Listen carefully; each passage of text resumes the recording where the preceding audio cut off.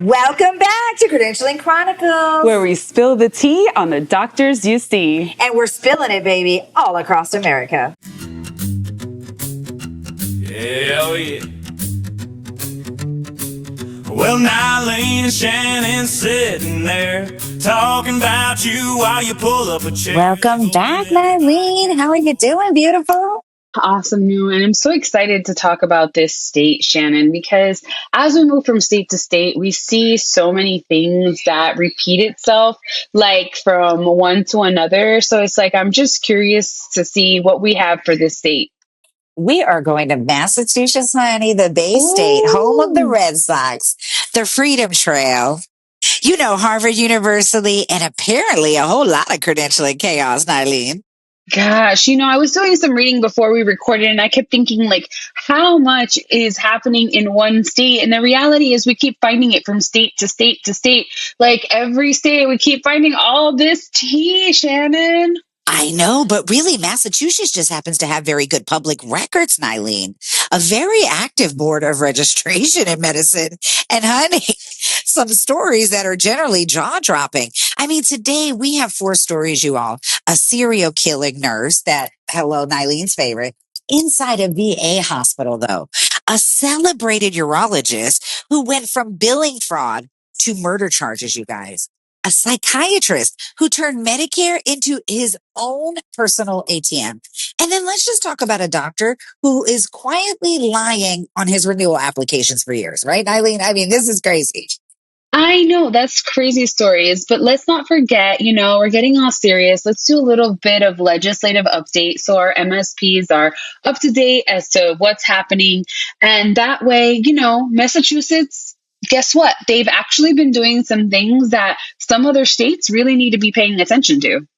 True. Exactly. So, just grab your tea, get comfortable. Maybe wear, a little pair of sweatpants or something, because today, honey, we're spilling all of it. So we're going back to Northampton, Massachusetts. It's 1989. A young nurse named Kristen Gilbert just graduated from Greenfield Community College, Nyleen, with her nursing diploma. So, she was happy. She's smart. She's articulate. She's got excellent evaluations. Colleagues literally describe her as an exceptional nurse.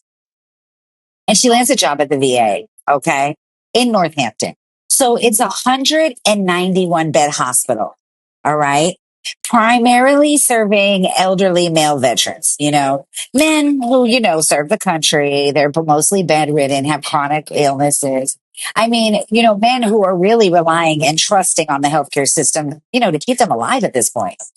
Right. And she's like a person that they can trust because she's like the nurse on the floor, whatever, Yeah, that's what you're thinking, right? And then, Miss Gilbert, she spends the next 7 years at the hospital. And during that time, Ward C, which I didn't even realize the hospital still used the old ward terminology. Oh, yeah, I didn't ever heard it. I know, right? We haven't heard that forever. I thought that was only for like psych wards or something. I don't know. I'm like, I would hate to be in Ward C. But anyway, so she's worked there in the evening too.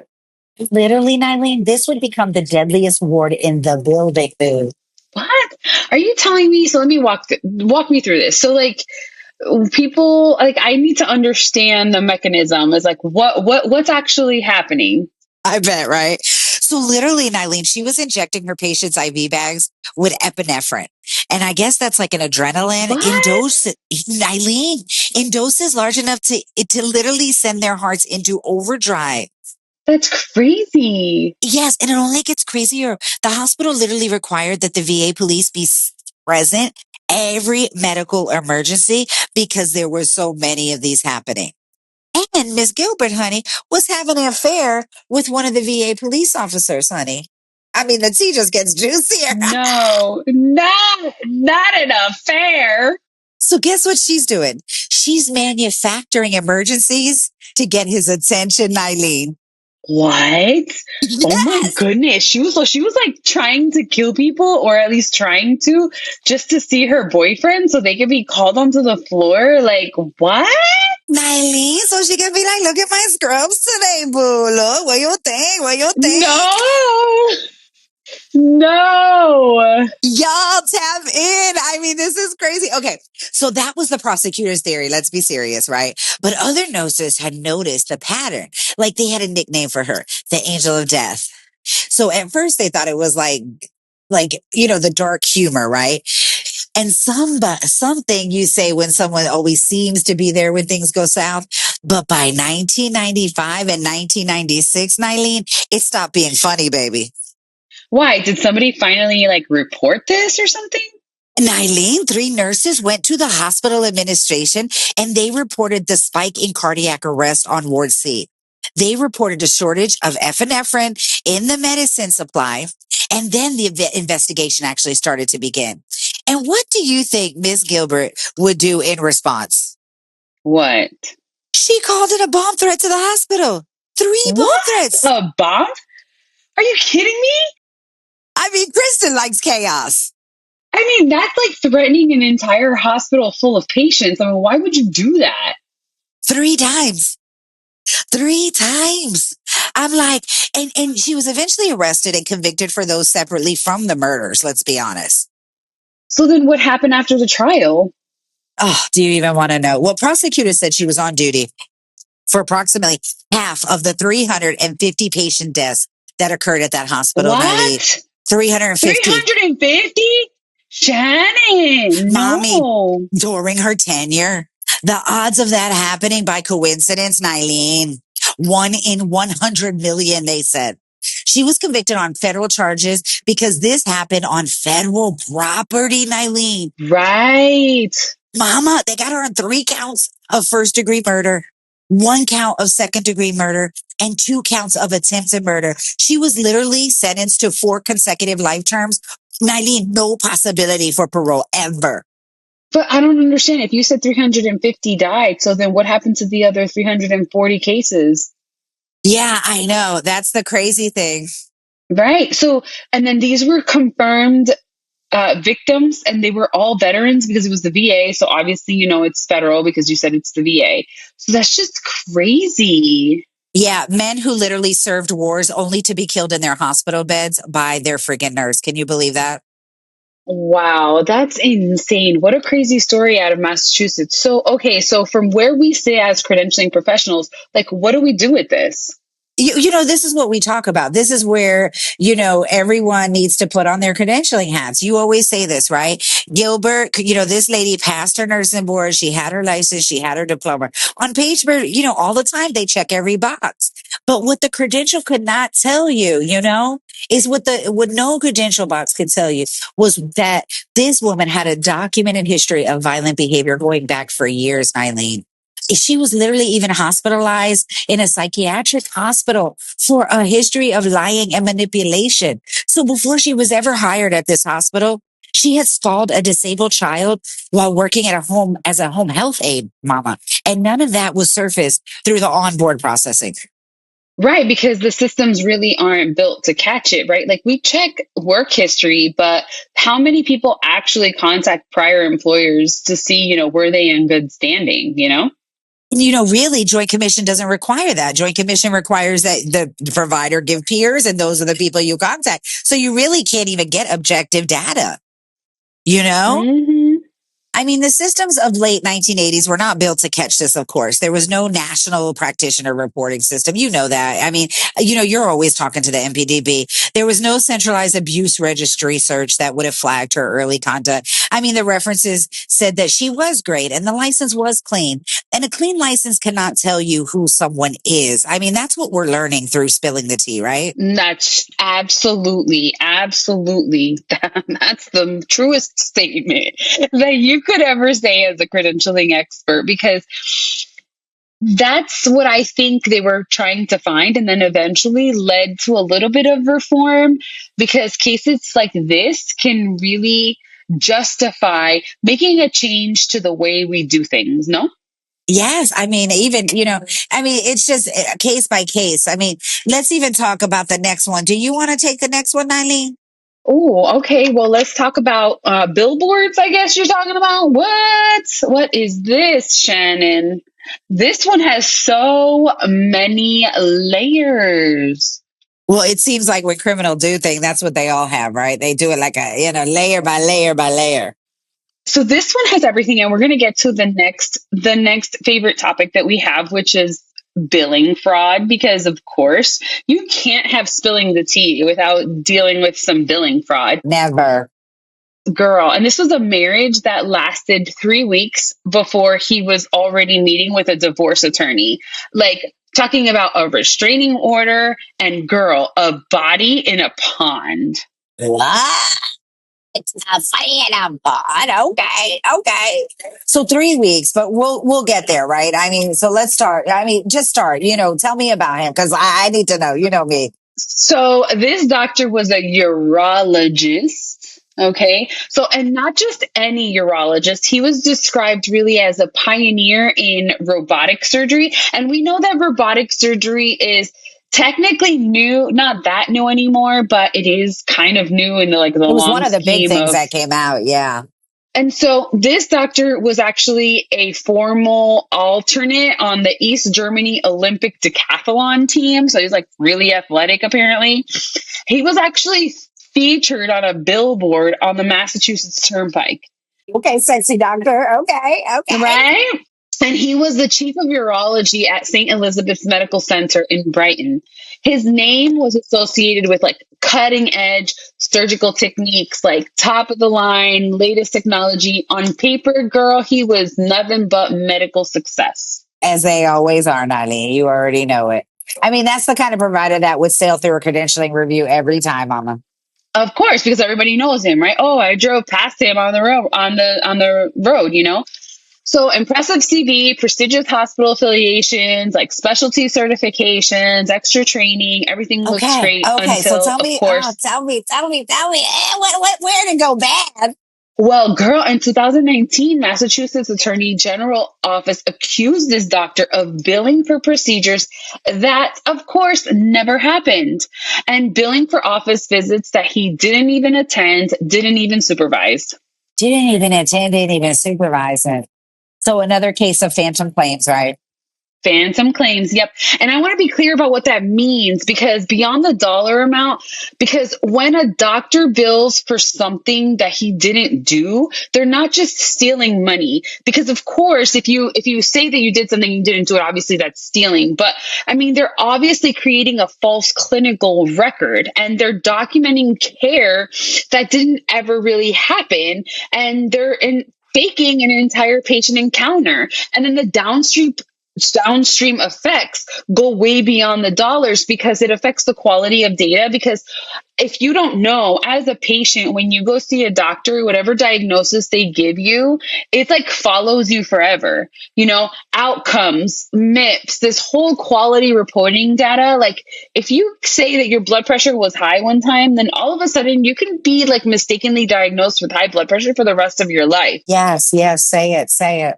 So the entire clinical record of a patient can become polluted if they see this doctor and they don't even have a real urological problem. Now, all of a sudden, you're diagnosed for a clinical problem that you don't actually have. And then what if you try to get life insurance or try to get health insurance? And then they find this clinical record and they're like, hey, just letting you know, you're diagnosed with XYZ. And the patient's like, what are you talking about? Yeah, I really love how you said that about the whole process being polluted. I mean, people don't think of it like that. And I think that's a really great way to say, oh my God, so like, what happened? Did he go to jail? Like, tell me. Because, it's always so different. They're never the same consequence across the board. Right. So he ended up settling with the state for $150,000. He was required to implement a multi-year compliance program at his own expense. His license was placed under restrictions, and the medical group ended up terminating him. So he ended up getting fired, And this is why having strong billing practices and having a strong RCM company is so important. So let's just pause and take a minute and say this episode is sponsored by Nimble, your choice for RCM solutions that can help you from coding and compliance all the way through billings and denials. And so we want to make sure that we call out Nimble. Please check our website in our show notes, and we will give you a link to their website and their their solutions, because this is why having an important billing structure is so important. You need that second set of eyes to ensure that your practitioners are not falsely documenting claims and that our documentation supports anything that we bill, correct? I would say 100% correct. And I would say make sure when you go and talk to them that you let them know that Credentialing Chronicles sent you, baby. Absolutely. So since we're talking about billing, let's look at it from a credentialing perspective. So like, what do you think should happen? What do you think should happen from a credentialing perspective? And how much control do we even have for something like this as credentialing experts, Shannen? Well, I think that's something good that like we should really talk about and put out there because truly, although everything is truly confidential and protected by, very stringent peer review laws, every organization that had ever credentialed this doctor should have been notified and really should then be able to, trigger and conduct their own review, right? And then a settlement with the state attorney general for fraud and billing is a reportable event. I mean, a license restriction is something that needs to be reflected in every credentialing file he existed in, and this is why, again, that ongoing monitoring, not just point in time credentialing, is so critical. When we're talking about MPDB, a lot of people are just stuck on setting up the one time. Set up your continuous reporting. Something hits like this, you're going to get a notification. You credential someone on day one and they're clean. So did you hear about what the NPDB is doing at the end of the year for our MSPs, just so that they know? Tell us. So NPDB is doing away with one-time query by the end of the year. I don't know why. They have it.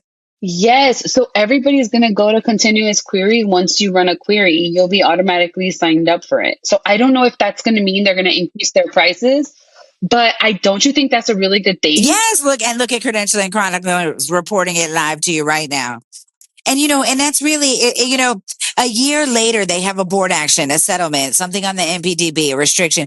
If you're only looking at that file at the 2-year, 3-year recredentialing mark, you could be literally sitting on restricted provider for 23 months and not know about it, Mm-hmm. And that's why that's so terrifying. This whole entire process is so terrifying. Mm-hmm. Yeah, I mean, really. And, again, real-time monitoring is this. It has to be a part of your program. Baton is one of our sponsors. This episode is also sponsored by Baton Health. And Baton Health is very good at being able to list your providers on the roster, being able to monitor them in all states that they have licenses, even if they have not disclosed those licenses to you. Right, Nyleen? Exactly. And that's why I'm so excited to talk about Baton, because they are really vital. It's a vital tool that we need to use as credentialing experts to ensure that any physician we allow in our network, in our circle, in our providers, we are doing a thorough check and checking all 50 states. And if you are not using anything, please make sure you check out Baton Health and our show notes and on our website. So Shannen, so let's talk about what happened in December of 2019 with this doctor. So 3 weeks later, girl, 3 weeks, he was already meeting with a divorce attorney. The relationship is crazy. Allegations of abuse, restraining orders are issued, and then the restraining order goes away. And then the wife asks him to come back home. Like all kinds of drama this doctor is dealing with all at one time. Okay. And then what? Tell me. I love the tea. Tell me. Girl, and then in 2020, so I mean, this was December, so they go back and forth, girl, and then in May, so 5 months later. During COVID, right? Yes, the poor doctor's wife is found dead in a small pond near their house in Dover, Massachusetts. The medical examiner ended up finding injuries consistent with, girl, strangulation. The doctor was arrested and charged with a murder. At trial, he testified. Yes. And then at his trial, he testified in his own defense and admitted that he ended up strangling her. The jury found him guilty of voluntary manslaughter, and he was sentenced to 12 to 16 years, girl. Yes. Honey, from billboard urologist to convicted in a manslaughter case. I mean, that's what it took him 2 years, right? That's a quick fall. I know. And that's just it. Like credentialing runs through the middle of all of this, because fraudulent billing that should have been triggered a cascade of events across, obviously credentialing files, license restrictions that needed to be monitored. And really, this is the case I use when people ask me, like, why ongoing monitoring is not optional. Why does this idea that accreditors have of this 2 or 3 year reappointment cycle, why does this have to happen? Because life happens, and doctors do things that we're not supposed to do. And don't get me wrong, I don't want to focus on just the bad, but of course we just love to spill the tea. But like, this is what keeps us on our toes, and we want to make sure that we're helping the doctors to be like, hey, by the way, I'm just noticing XYZ pattern. Don't do this, it can get you in trouble. If you're a doctor and you see your colleague and you're noticing patterns from your colleague, you get the right to speak up. If you're a CMO and you're noticing patterns or somebody is telling you that there's something happening, you get to write. There's so many points of intervention that can happen. I mean, let's just move on though, because from murder to Medicare fraud, I mean, every single time. And I promise you, Nyleen, this one has its own special level of alarming, because this is literally a credentialed board certified psychiatrist who decided his prescription pad was a business opportunity to just have an ongoing ATM. Okay, psychiatrist, board certified. I'm intrigued. Yeah, exactly. So he's licensed in Massachusetts from March 2017 through November 2023. And also he's licensed in Kansas and Missouri, we found out. And during this time practicing, he was running a scheme that is as old as Medicare fraud itself, baby.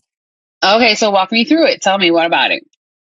Okay, well, the doctor was signing orders for durable medical equipment, the arch No, nemesis not of the your DME life. again. Oh my goodness. Girl, I'm getting so many audits right now. No, not DME. Yes. So wheelchairs, braces, power scooters, all the stuff that you can't get approved legitimately. Everything. Seriously. Yes, Oh my gosh. you have people with 2 broken legs and you can't get a power scooter. But honey, Dr. I Pound can't, got yes, 9 I of them. amputated the legs. I still can't get DME. Okay. So things Medicare pays for when a physician certifies medical necessity, which you are going through all the time. But the DME was not medically necessary. And unfortunately, this doctor was receiving kickbacks every which way and payment for orders that he was just signing on, Nyleen. This is why you have to work so hard now. Exactly. So they were just recruiting him and like giving him a couple bucks from a script or something, like to sign off on the orders. I mean, from this case, that's what I'm learning how DME fraud schemes typically work. Like a company or fraud operation recruits physicians to just sign. And then the physicians gets paid per signature. And so again, I think in our PSA, we should really, Yes. Doctors, please don't do that. Yeah, and then the DM company literally just runs it through the billing department, submits the claim to Medicare, and what happens? Medicare pays. And the doctor who signed that order gets a cut off of it. And so the total submitted to Medicare in false and fraudulent claims by this scheme alone, Nyleen, was more than 1.9 million he made off of it. Oh my goodness, $1.9 million? That's insane. Yeah, and he pleaded guilty in May 2023 to 1 count of healthcare fraud. Kansas and Missouri medical boards both took action. And then in December of 2025, the Massachusetts Board of Registration in Medicine issued a consent order, literally revoking his right to renew his medical license. He has no more right to renew. Okay, so I mean, how many credentialing angles is this now? Yeah, I mean, that's what we're kind of doing with each of these cases, right? So to me, I mean, maybe you can find more, but to me, it appears like there's several. First, this man was board certified. So hello. And then he was credentialed with health plans. Hello. He's licensed in multiple states. Hello. And he was running literally a kickback scheme, Nyleen. The credentials said nothing about that risk. Yeah, and the thing is, you can't credential your way into knowing this. And let me tell you something, girl. Last week, can I tell you guys what happened? Let me give you some tea on myself. Girl, let me tell you guys, I hope y'all are still listening, because I found out, and if y'all already knew, let me know. But I found the sexiest job ever. Did you know what a pharmacist can do? All kinds. Listen, a pharmacist can become a federal agent and carry a badge and come and inspect your DME. Okay. Because that's what happened to me. I had a very sexy pharmacist come to my office with a gun and a badge, girl, talking about, I need to look at your DME license. I said, woo, you coming to check my DME license? Or my driver's license. Yes, I was like, sir. And I said, you're a pharmacist? And he said, yes, I'm a pharmacist. I was like, oh. And so we're over here talking about pharmacists handling guns, girl. So my question is, how you doing DME fraud when I got to have a federal agent come to my office to make sure that I have appropriate documentation to bill for DME? And I'm like, I still can't believe that this happens. And so if y'all didn't know, if you are a registered pharmacist, you could become a federal agent and carry a badge and a gun and be like, I'm going to check your DME. And I just think that's so sexy. And I thought that was amazing. And I'm just saying, I just don't know how the fraud happens because that was the most amazing experience ever. It happens, and then your office takes all the audits. Right? Yeah, let's go back to our regular scheduled programming. I just got sidetracked in case any of you didn't know. I thought that was a really cool bit of information. No, it's incredible. It's incredible. I mean, it's just really, it's crazy because he pleaded guilty in May of 2023, but Massachusetts didn't act for another 6 months until November. And so during that window, any organization that had credentialed him without real-time monitoring, again, potentially didn't know, right? Right. So you have 6 months of total exposure. Yeah. And then, the other thing is what do you think the third angle is? Well, I think if they committed fraud and they didn't do what they were supposed to, they're supposed to be listed on the OIG or SAM exclusion list, right? Because a conviction for healthcare fraud means that then they're excluded from federal healthcare programs. So if a provider in your system is excluded from Medicare and then you're trying to bill Medicare claims, then your organization is at risk, and that's a problem. That's a liability, because credentialing is not just about confirming the license is active, but it's really about confirming whether the provider is actually permitted to participate in the program that you're billing for or you're saying that they can bill for. Yeah, and I know that, some organizations check this upon new hire, but are you checking it consistently? And are you really checking it on new hire? I mean, that's the big thing that they need to make sure, right? Credentialing best practices, you got to do this stuff. Yes, and a lot of databases now will have the continuous query happening in the background, but especially in surgery centers, as you know, I always talk about, they're not doing this. They are really not doing this. And so we really need to make that gap in credentialing aware to many people that you are required to do this sanction check monthly in order to comply with best practices. Yeah, exactly. And it's incredible the things that we find out. Okay, Nyleen. So our last story, you promised this one is less dramatic in the headlines, but more insidious from a credentialing process, you said? Yeah, and I want everyone to lean in on this one because this is a story that should really scare credentialing professionals the most because it's the quietest. Why do you say the quietest, my love? Because there's no murder, no federal indictment, no huge $1 million fraud scheme. But it's a doctor who quietly lied on his license renewal application for years and nobody caught it. Oh my goodness. Okay. Who is he? Tell me all about it. I'm excited. So he's a doctor who was licensed in Massachusetts since 1989, internal medicine, private practice. He was also licensed in California, which is kind of cray-cray because it's like East Coast, West Coast. Oh my God, I don't know how easily you can travel. It's not like right next door. So in August of 2025, the Massachusetts board issued a reprimand after a final decision and order. Okay, what do you do? Well, in 2017, the American Board of Internal Medicine had reported that his certification had lapsed. So he didn't do that MOC, that ongoing requirement. He didn't complete that maintenance of certification, right?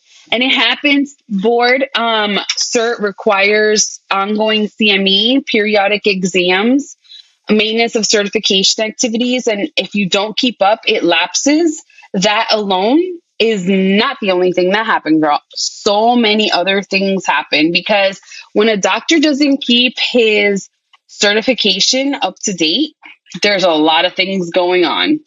So what he did, I guess it's not what he did. I guess it's like what he did after, maybe? Well, what happened was, right, when you don't keep your maintenance of certification and it lapses, you're supposed to report that on your renewal application. Okay.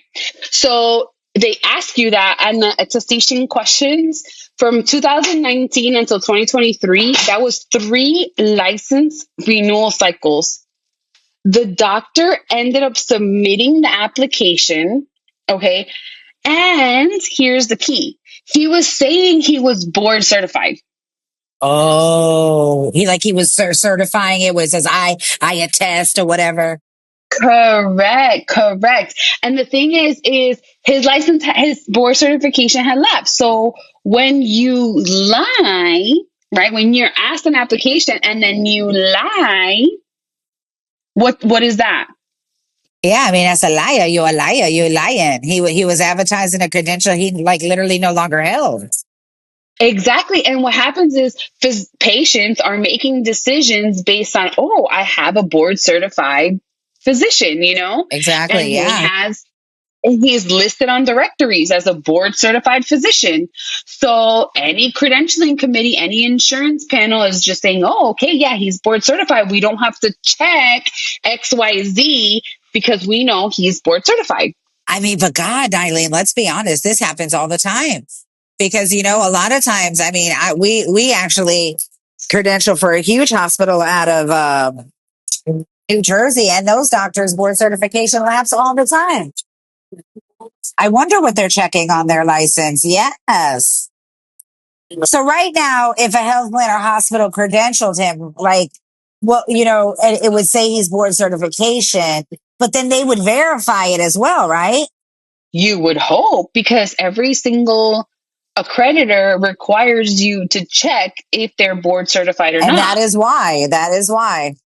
Exactly. You're supposed, and the thing is out of all the board certifications, ABIM is the easiest to check because it's free. You can go and check if the doctor is certified. And we will link it below. Exactly. That's a good idea. Yes. ABIM, y'all can search internal medicine, primary care. Please check your doctor. And the thing is this reminds us that primary source verification is not an option. Us as patients can check if our doctors are board certified. Yeah, and I mean, it's never optional. And the recredentialing piece matters here too. A provider who was board certified when you initially credentialed them 2 years ago may not be board certified today, you guys. Maybe he didn't pay him. Maybe he didn't do his MOC like Nyleen said.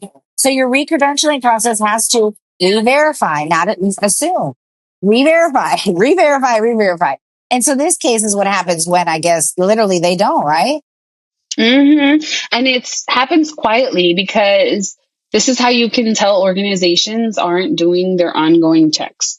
And it's just going one day at a time.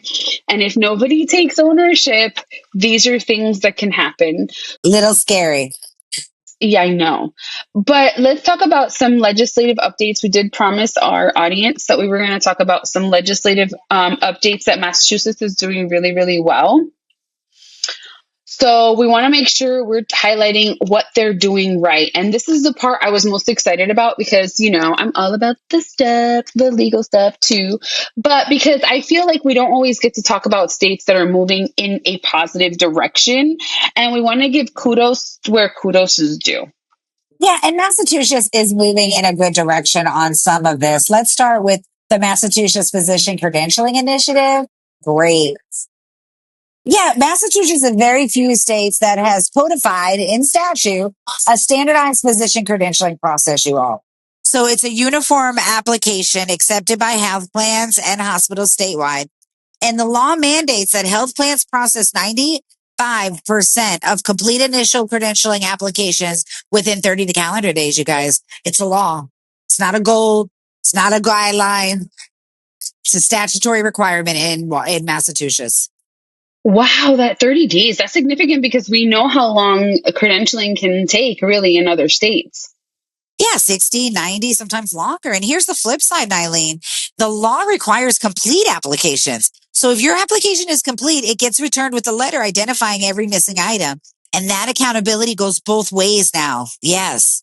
And health plans are required to communicate regularly with applicants about status. No more black holes, which I think is very, very helpful. Girl, I wish more states had that. Yeah, more states need that. I mean, let's be honest. It's HB 5159, the big 2025 law. Okay, so let's talk about that. Yeah, I guess the governor signed it, the most sweeping healthcare oversight legislation that Massachusetts has ever passed in over a decade, Nyleen. It expands oversight of private equity transactions in healthcare. It creates brand new licensing categories for off-base surgical centers, your favorite, and urgent care centers. Those entities now have to go through a formal Department of Public Health licensing process, and it strengthens the DPH's oversight over acute care hospitals. So, but why does this other new law matter for credentialing specifically? We've already got the application. Now we've got this new law. So, what does that mean? Well, because credentialing follows the provider for the provider, right? And when the ownership and governance structures of healthcare organizations change through private equity acquisitions, mergers, or MSO relationships, the credentialing and delegated credentialing obligation of those entities need to be reexamined. Well, this law increases transparency around those transactions. And if you're a credentialing professional at a health plan with a delegated agreement and that a delegated entity just went through a private equity acquisition, you need to know. This law creates more visibility into exactly that. Wow. So that's two positive things that Massachusetts is doing. That is really, really, really incredible. Well, did you know that there's a new physician licensing pathway too? Well, that's what you've been talking about in all the states, right? In every state. So this is I think, going to revolutionize credentialing throughout every state. And in November of 2024, the governor signed the legislation creating a new pathway for, again, the internationally trained physician. And if you've followed us, you've heard us talking about this from state to state. And it really starts because what's happening is these internationally trained doctors are being granted a limited license where the physician can practice with an approved participating healthcare facility in a designated physician shortage area. So it's really to fill the need, but they're not attending a formal residency per se. So after 1 year, after they pass their USMLE step 3, they can go ahead and just move to this restricted license. Yeah, so that's a new license types that credentialing professionals really need to understand and look for. Exactly. So this limited license in Massachusetts is not the same as a full unrestricted license. There are facility restrictions, supervision requirements. So if you're doing credentialing, a provider who holds these kinds of licenses in your credentialing file needs to reflect those restrictions accurately. You cannot credential them for independent practice across your entire network. So you have to educate yourselves into what these licensing types is and how to verify that education, which is, I think, a hurdle nobody's talking about and that we have to address. And we have to bring it up because we're not going to be able to verify a residency in the US. So things to think about, guys. Credentialing matters. We need to keep up with this, keep up with the restrictions, find out the different license types. Kudos to Massachusetts for all the wonderful things that they're doing. Yes, really quick PSA to medical staff professionals, because I think we have beat the nail on the head with this episode, but monitoring, making sure that you guys are knowing this new license type coming out and that you guys are really putting into your bylaws and credentialing manuals how you're going to handle that. What about providers? Yeah, with our doctors, just keep a hold and love your license and don't just sign up for a quick get rich scheme because they're looking to take advantage of everything that you have. And we don't want that. They want to use your NPI, doctor. Do not let them use your NPI. Do not, please.